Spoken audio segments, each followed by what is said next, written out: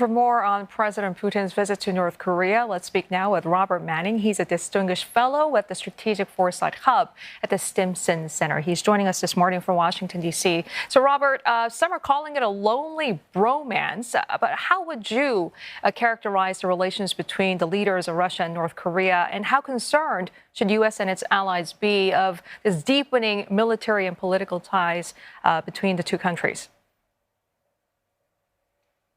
Well, I think it is very concerning. I think it illustrates again the sort of merging of the European and Asian theaters in a sense, and I think primarily it is a largely transactional marriage of convenience. They will drape some sort of strategic partnership around it, but I think they're both taking and giving what they need from each other.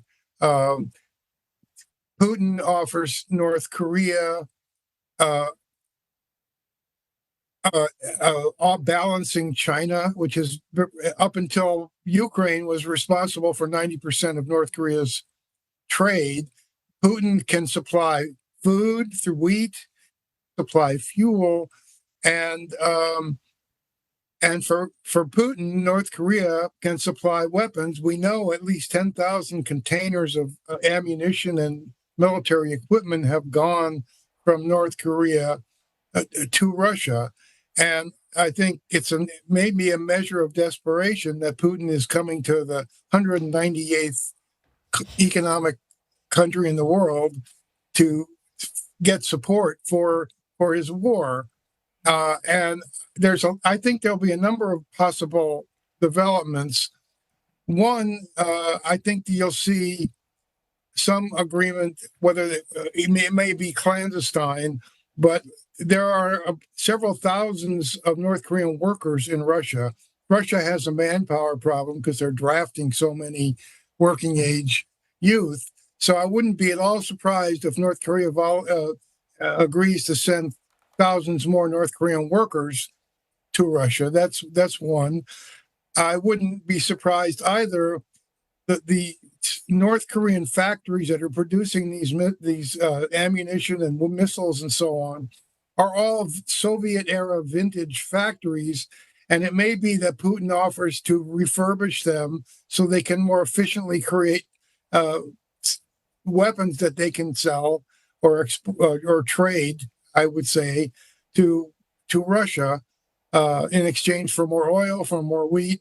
And the other critical thing that's very worrisome, both for Asia and the West, is military technology coming from Russia to Ukraine. You may remember not long ago, after Kim visited the Russian Far East and visiting a satellite launch facility, North Korea suddenly was able to launch a successful military satellite after several failures. So we don't have hard evidence, but there's strong suspicion that he got some sort of military technology from Russia. There may also be military technology. Yeah. Right. Robert, just want to quickly ask you about this issue of trust. I mean, you talked about the fair exchange that they've been having, but is there enough trust for Moscow to share its most sensitive technology when it comes to missile space and nuclear? I don't think it's their most sensitive technology. I mean, some of the missile launch technology is 60s, 70s era technology. It's not new technology, but it's technology that North Korea may not have mastered on its own yet. I think they're also trying to develop their nuclear systems, including trying to MIRV missiles, and that may be something Russia might be helping them with, which is another reason for concern. And by the way, the West is not the only one concerned. The Chinese are very concerned about the new partnership between Russia and North Korea because it takes away their leverage. And from a Chinese perspective, they distrust both Putin and North Korea. They see them as disruptors, and they're fearful that with Putin's help, they may make more provocative actions, including a possible nuclear test. People have been speculating about for the last 2 years or so. So I think this is something else to watch. But I think it's very transactional. They're both using each other. And for North Korea, really, it's going back to the 1950s when Kim's grandfather played off Russia and China and the Soviet Union against each other. So, in a way, Kim is kind of feeling his oats. Suddenly, he's got leverage.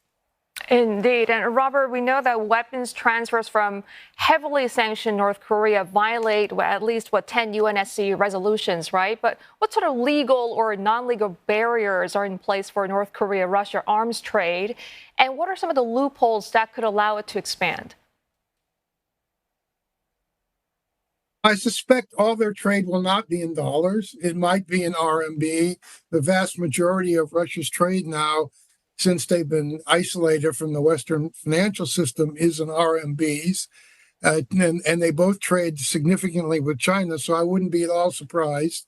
And our ability to monitor it, of course, not long ago, China killed a UN agency, a UN group that was monitoring sanctions violations. So our ability to have a detailed sense of what sanctions are being violated is now more limited.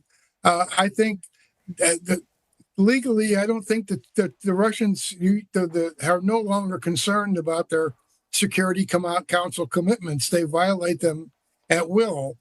And I think this is very reckless on the part of Putin, because if you remember, not that long ago when we had six-party talks on North Korea, China and Russia were the U.S. and both Koreas. And now we've seen the complete opposite, where both Russia and China are trying to blame the U.S. for everything that's happening, all of North Korea's transgressions, and blocking UN Security Council resolutions when they take new provocations like missile launches.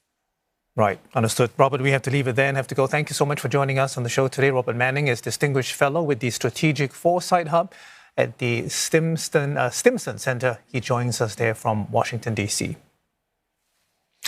And we have more commentary on Mr. Putin's North Korea visit on our website, cna.asia.